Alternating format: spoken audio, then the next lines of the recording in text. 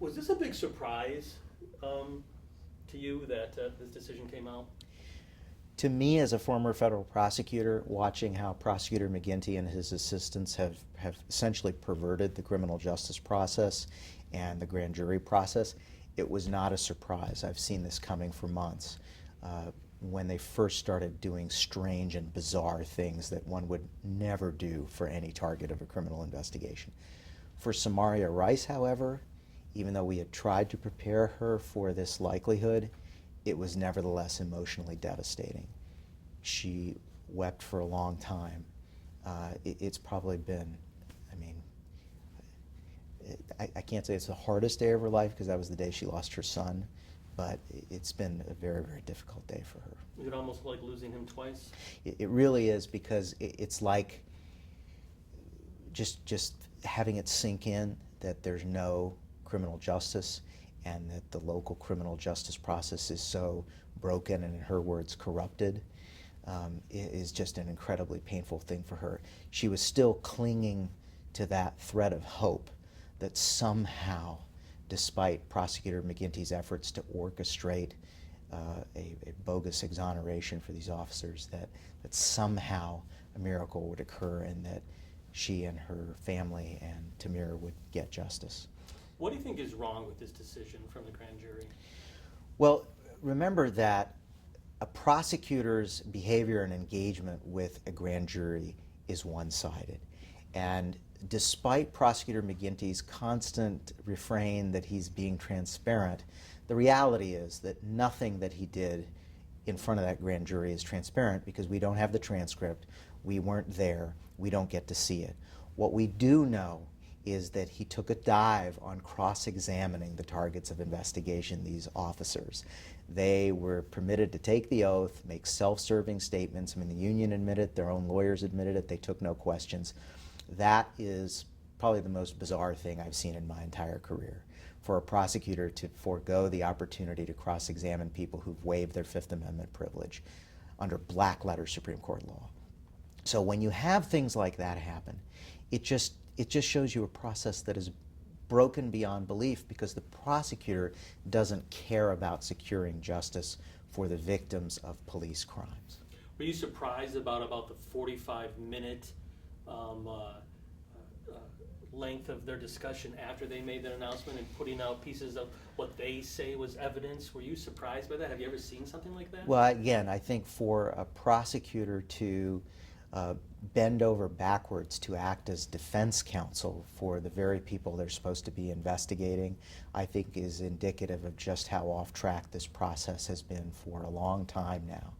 And for a prosecutor to take a dive on cross-examining the officers when they took the oath and waived their Fifth Amendment rights by doing so, for the prosecutor to go out and get nonsensical, defense-oriented expert reports, these things just don't happen for any other person who's ever being investigated. So, Prosecutor McGinty, I think, just simply has no inner sense of justice. And certainly the Rice family believes that the process was completely corrupted by this prosecutor.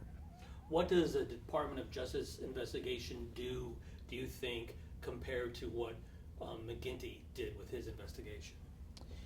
I'm sorry, I didn't follow the question.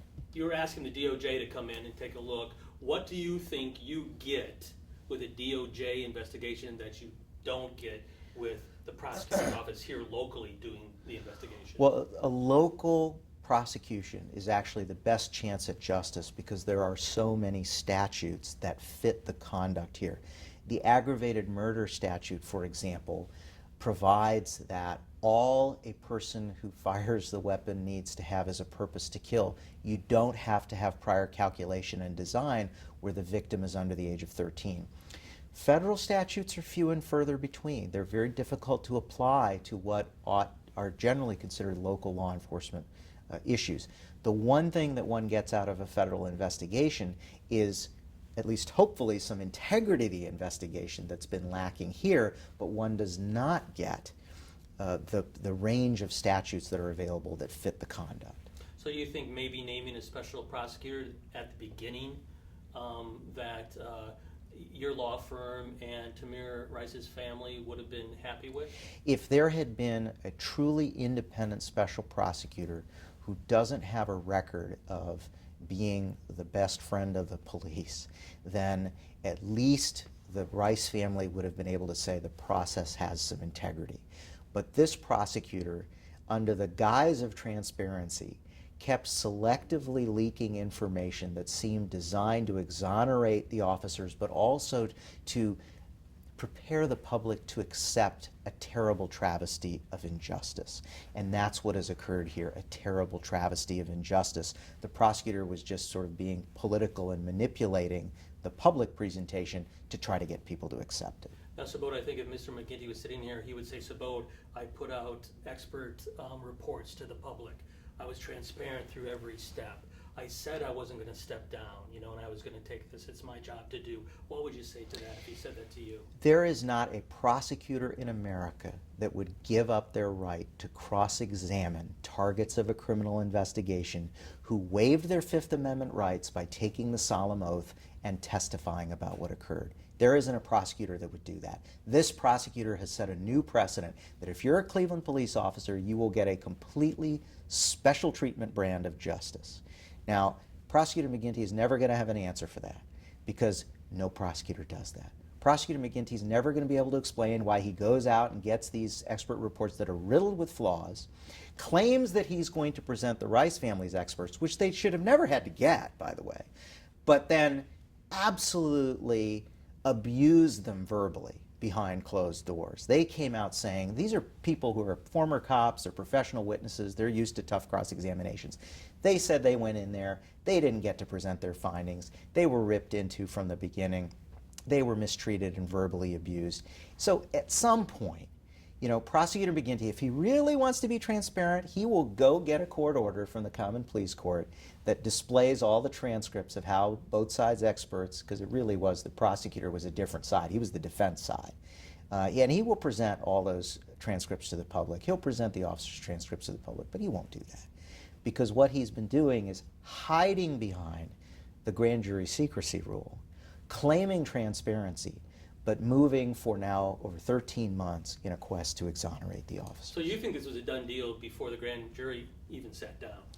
Well, what I do know is that we did sit down with the assistant prosecutors at some point, and I asked them, I said, look, I'm a former federal prosecutor, tell me what position you're advocating before the grand jury. It is normal to make a recommendation to the grand jury. And those guys started acting, staring at their shoes, staring at the ceiling, acting like they had no idea what I was talking about. At that point, I knew, look, the fix is in. They're hiding behind the grand jury. They're going to give a one-sided presentation to the grand jury. And sure enough, everything they've done since then has borne that out. My last question, thanks so much for taking the time to talk to us. Can you share a little bit about the conversation you had with Tamir's mom?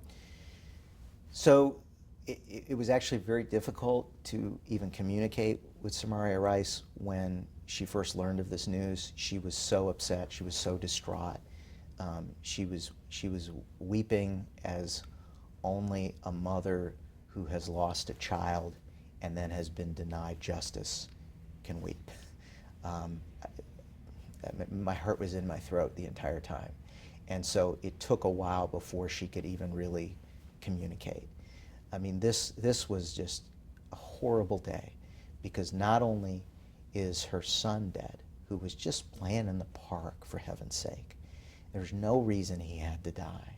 There's no reason they had to fire in under 1 second without assessing the situation. There's no reason they needed to leave him bleeding and dying on the ground. And yet that occurred.